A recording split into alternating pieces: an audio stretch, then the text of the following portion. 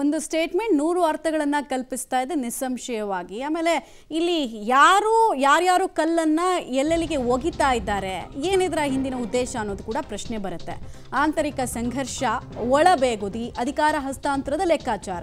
November ಕ್ರಾಂತಿಗೂ ಮುನ್ನವೇ ರಾಜ್ಯ ಕಾಂಗ್ರೆಸ್ನಲ್ಲಿ ಜಟಾಪಟಿ, ಒಂದು ರೀತಿ ಸಮರಾಭ್ಯಾಸದ ರೀತಿ ಕಾಣಿಸ್ತಾ ಇದೆ. ಇದು ಯುದ್ಧಕ್ಕೂ ಮುಂಚೆ ನಡೆಯುವಂತಹ ಸಮರಾಭ್ಯಾಸ. ಸಿಎಂ ಗದ್ದುಗೆ ಏರೋ ಸಂಕಲ್ಪದಲ್ಲಿ ಡಿಸಿಎಂ ಡಿಕೆ ಶಿವಕುಮಾರ್ ಇದ್ದಾರೆ. ಈ ಕಡೆಗೆ ಸಿಎಂ ಸಿದ್ದರಾಮಯ್ಯ ಅವ್ರ ಲೆಕ್ಕಾಚಾರನೇ ಬೇರೆ, ಕ್ಯಾಬಿನೆಟ್ ರೀಶಫಲ್ ಮಾಡಿಬಿಡೋಣ, ಒಂದು ಮೇಜರ್ ಸರ್ಜರಿ ಮಾಡೋಣ ಅಂತ. ಈ ಬೆನ್ನಲ್ಲೇ ನವೆಂಬರ್ 19ಕ್ಕೆ ರಾಹುಲ್ ಗಾಂಧಿ ರಾಜ್ಯಕ್ಕೆ ಪ್ರವಾಸವನ್ನ ಕೈಗೊಳ್ಳೋ ಸಾಧ್ಯತೆ ಇದೆಯಂತೆ. So power sharing problem Rahul Gandhi ಅವರ ಸಮ್ಮುಖದಲ್ಲಿ ಸಾಲ್ವ್ ಆಗುತ್ತಾ ಅನ್ನೋದು ಪ್ರಶ್ನೆ. ಅಥವಾ ರಾಹುಲ್ ಗಾಂಧಿ ಅವರು ಇಲ್ಲಿದ್ದು ಸೋನಿಯಾ ಗಾಂಧಿ ಮತ್ತು ಪ್ರಿಯಾಂಕಾ ವಾದ್ರಾ ಇನ್ನೊಂದು ಕಡೆಗೆ ಫೇಸ್ ಟೈಮ್ ಮೂಲಕ ಅವರನ್ನು ಜಾಯ್ನ್ ಆಗಿ ಇಲ್ಲಿ ಇದನ್ನೆಲ್ಲ ಬಗೆಹರಿಸೋದಕ್ಕೆ ಮುಂದಾಗ್ತಾರಾ?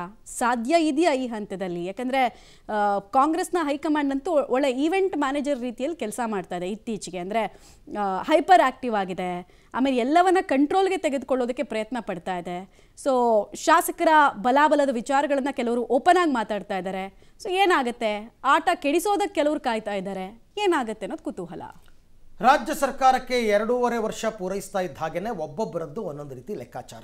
ಸಿದ್ದರಾಮಯ್ಯನವರ ಲೆಕ್ಕಾಚಾರ ಸಂಪುಟ ಪುನರ್ರಚನೆ ಮಾಡಿಬಿಟ್ಟು ಮುಂದಿನ 2.5 ವರ್ಷ ನಾನೇ ಮುಂದುವರಿಯೋದು ಅಂತ.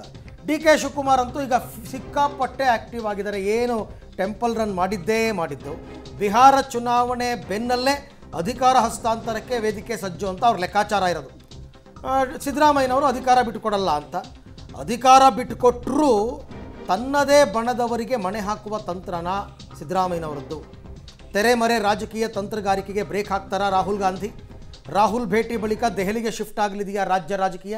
ಆ್ಯಕ್ಚುಲಿ ಲಾಸ್ಟ್ ಟೈಮ್ 2023ರಲ್ಲಿ ಕಾಂಗ್ರೆಸ್ ಪಕ್ಷಕ್ಕೆ ಬಹುಮತ ಬಂದಾಗಲೇ 4 ದಿನ ಇಬ್ಬರು ಹೋಗಿ ಡೆಲ್ಲಿಲಿ ಕೂತಿದ್ರು. ಧಾರಾವಾಹಿ ರೀತಿ ಎಪಿಸೋಡ್ ಬರ್ತಾ ಇತ್ತು. ಇನ್ನು ಈಗ ಮತ್ತೊಂದು ಸರ್ತಿ ಅಧಿಕಾರ ಹಸ್ತಾಂತರ ಅಂತಂದರೆ ಏನು? ಡಿ ಕೆ ಶಿವಕುಮಾರ್ ವಿಶ್ವಾಸ ಏನು ಗೊತ್ತಾ? ನಾನು ಮತ್ತು ಸಿದ್ದರಾಮಯ್ಯ ಏನು ಹೇಳಿದ್ದೀವಿ, ಹೈಕಮಾಂಡ್ ಹೆಂಗೆ ಹೇಳುತ್ತೆ ಹಂಗೆ ಕೇಳ್ತೀವಿ. ಹೈಕಮಾಂಡ್ ನನ್ನ ಪರವಾಗಿದೆ, ಹಾಗಾಗಿ ಸಿದ್ದರಾಮಯ್ಯ ಈ ಸರ್ತಿ ಮರು ಮಾತನಾಡದೆ ಅಧಿಕಾರ ಬಿಟ್ಟುಕೊಡ್ತಾರೆ ಅಂತ ಲೆಕ್ಕಾಚಾರದಲ್ಲಿ ಇದ್ದಾರೆ. ಬಟ್ ಆಂತರಿಕ ವಲಯದಲ್ಲಿ ಹಂಗಿಲ್ಲ. ಕುರ್ಚಿಯ ಮೋಹನೆ ಬೇರೆ, ಅದರ ಲೆಕ್ಕಾಚಾರನೇ ಬೇರೆ. ಸಿದ್ದರಾಮಯ್ಯನವರು ನಾನೇ ಯಾಕೆ ಕಂಟಿನ್ಯೂ ಮಾಡಬಾರ್ದು. ಆಮೇಲೆ ಸಿದ್ದರಾಮಯ್ಯನವರು ಕ್ಲೈಮ್ ಮಾಡೋದು ಶಾಸಕರ ಬಲ ನನಗಿದೆ.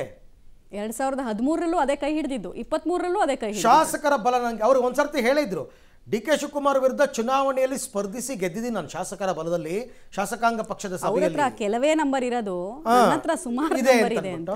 ಹಾಗಾಗಿ ಈಗ ಮತ್ತೊಮ್ಮೆ ಶಾಸಕಾಂಗ ಪಕ್ಷದ ಸಭೆ ಕರೀರಿ, ಶಾಸಕರ ಬೆಂಬಲ ಯಾರಿಗಿದೆ ಅವ್ರು ಆಗಲಿ ಅಂತ ಒಂದು ದಾಳವನ್ನು ಉರುಳಿಸಿದ್ರೆ ಡಿ ಕೆ ಶಿವಕುಮಾರ್ ಅವ್ರ ಬಳಿ ಅಷ್ಟು ನಂಬರ್ ಇಲ್ಲ ಅಂತ. ಹೀಗೆಲ್ಲ ಇರೋದ್ರಿಂದ ಅದಕ್ಕೆ ಇದನ್ನು ರಾಜಕೀಯದ ಚದುರಂಗದಾಟ ಅಂತ ಕರೆಯೋದು. ಏನು ಬೇಕಾದ್ರೂ ಆಗ್ಬೋದು. ರಾಹುಲ್ ಗಾಂಧಿ ಅವರು ಬಂದು ಆ್ಯಂಡ್ ಅಲ್ಟಿಮೇಟ್ಲಿ ಈಗ ಇಂಥ ವಿಚಾರಗಳಲ್ಲಿ ತೀರಾ ಸೋನಿಯಾ ಗಾಂಧಿ ಅವರು ತಲೆ ಹಾಕ್ತಿಲ್ಲ, ಎಲ್ಲವೂ ರಾಹುಲ್ ಗಾಂಧಿಗೆ ಬಿಟ್ಟಿದ್ದಾರೆ.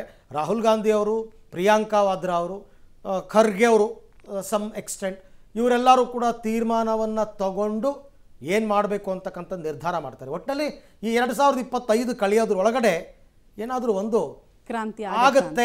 ನವೆಂಬರ್ ಕ್ರಾಂತಿನೋ ಡಿಸೆಂಬರ್ ಕ್ರಾಂತಿನೋ ಏನೋ ಒಂದು ಆಗುತ್ತೆ. ಏಕಾಏಕಿ 2028ಕ್ಕೆ ಡಿ ಕೆ ಶಿವಕುಮಾರ್ ಹೇಳ್ಬಿಡಕ್ಕಾಗಲ್ಲ, ನಿಮ್ಮ ನೇತೃತ್ವದಲ್ಲಿ ಚುನಾವಣೆಗೆ ಹೋಗಿ ಅಂತ. ಅವ್ರಿಗೆ ರೆಡಿ ಆಗಕ್ಕೆ ಟೈಮ್ ಬೇಕು, 2.5 ವರ್ಷ ಅಟ್ಲೀಸ್ಟ್. ಖಂಡಿತ. ಮುಂದೆ ಏನು ಅಂತ ಜವಾಬ್ದಾರಿ ವಹಿಸ್ಬೇಕಲ್ಲ ಎಲ್ಲರಿಗೂ, ಅದಾದರೂ ಆಗುತ್ತಾ ಅಂತಕ್ಕಂಥದ್ದನ್ನ ಕಾದ್ ನೋಡೋಣ.